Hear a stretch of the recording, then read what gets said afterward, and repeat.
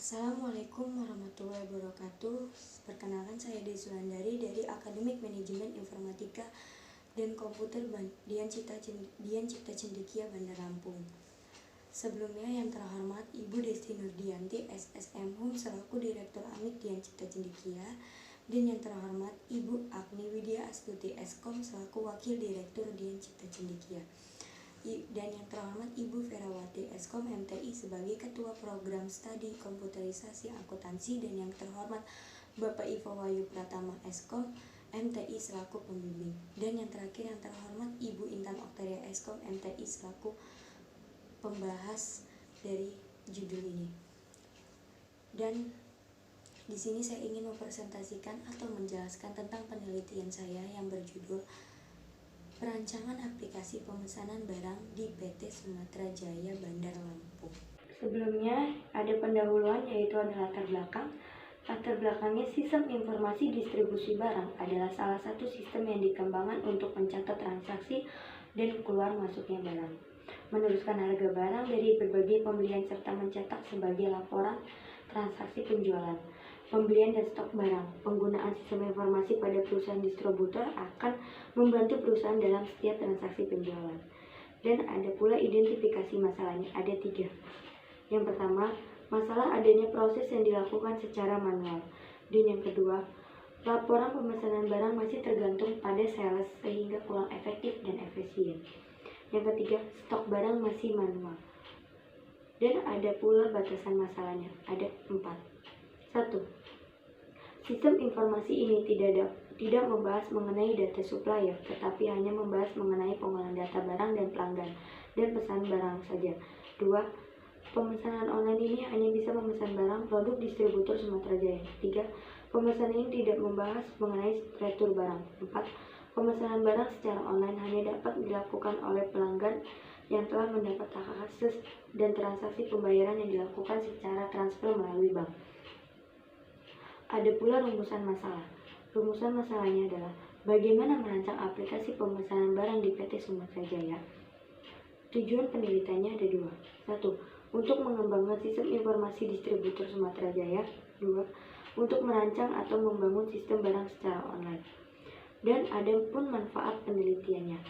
Manfaat penelitiannya yaitu untuk mempermudah para penggemar belanja dengan online, untuk menerapkan agar sistem informasi pendistribusi barang dapat berjalan lancar secara efektif. Bab kedua yaitu kajian pustaka. Kajian teori ada aplikasi, pemesanan, dan web. Itu menurut aplikasi menurut UF Wizard di tahun 2012 adalah program yang dikembangkan untuk memenuhi kebutuhan pengguna dalam menjalankan pekerjaan tertentu.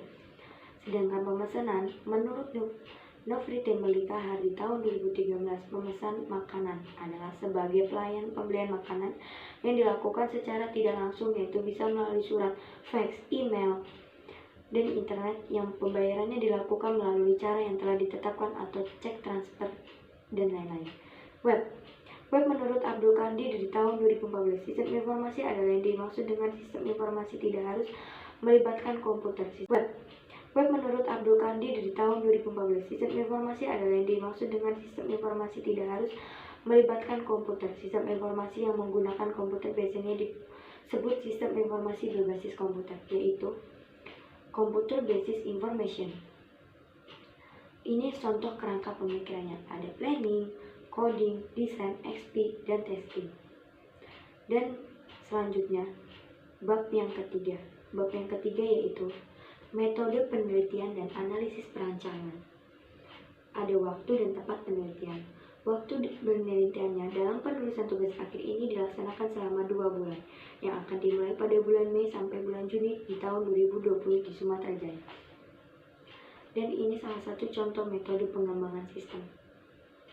Seperti ini ada planning, design, test, coding. Dan selanjutnya teknik pengumpulan data. Teknik pengumpulan data itu seperti observasi, setelah itu wawancara, ada pula dokumentasi dan kepustakaan.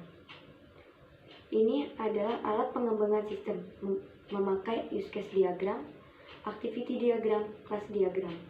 Dan analisis kebutuhan sistem. Analisis kebutuhan sistem itu ada fungsional dan non-fungsional. Sedangkan kalau fungsional itu sistem dapat menampilkan data produk, data kategori, data pengguna, data pelanggan baru. Dan sistem dapat melakukan input dan output. Sistem dapat menampilkan data laporan pesanan dan laporan penjualan.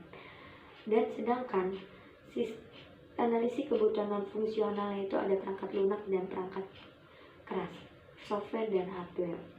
Ini contoh perancangan kelas diagramnya seperti ini, bisa dilihat. Dan ada juga perancangan input dan output, login, username, password, login. Rancangan register, yaitu pendaftaran pelanggan baru.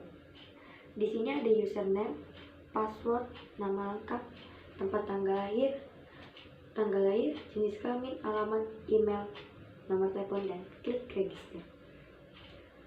Setelah itu ada rancangan login admin, ini untuk admin ya. Dan ada rancangan input kategori. Setelah itu rancangan input tambah produk. Seperti contohnya kita ingin bertambah jualannya. Nama kategorinya apa, pilih kategori, namanya apa, nama produknya apa, deskripsinya itu seperti keunggulannya, harganya mau dijual berapa, stoknya ada berapa, dan lalu diupload foto, gambar yang akan dijual. Ini contoh rancangan output, rancangan daftar member atau pelanggan, rancangan tampilan daftar kategori, rancangan tampilan daftar produk, rancangan pesanan. Dan ada pula rancangan tampilan cari laporan, dan ada terakhir rancangan tampilan upload struk pembayaran. Jadi ini setelah customer membayar. Terus ada perancangan activity diagram, activity login admin, rancangan activity input kategori seperti user, simbol-simbolnya, pilih menu kategori, tampil data kategori, tambah, edit, hapus, edit nama kategori, input di kategori, nama kategori, proses data, simpan. Dan di sini ada rancangan activity input produk.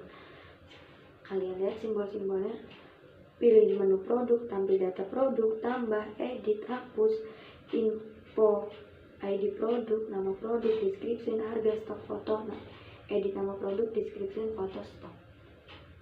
Dan ada pula rancangan activity cetak laporan pesanan. Simbolnya di usernya, pilih user, pilih menu pesanan, tampilan data pesanan, dan sistemnya print. Setelah itu ada rancangan activity cetak laporan penjualan. Di usernya ada pilih menu laporan, tampil data laporan per periode, sesuai periode yang dicari, dan sistemnya print. Dan terakhir itu yaitu ada perancangan use case diagram. Di admin ada login, create data kategori produk, create data produk, terima pesanan, cetak laporan pesanan, cetak laporan penjualan, melihat tanggapan dan testimoni, lalu logout. Dan sedangkan di pelanggan itu ada memilih produk, pesan produk, upload bukti pembayaran, cetak nota pesanan. Oke, sekian presentasi dari saya. Apabila ada kesalahan kata mohon dimaafkan. Wabillahi taufiq walhidayah. Wassalamualaikum warahmatullahi wabarakatuh. Terima kasih.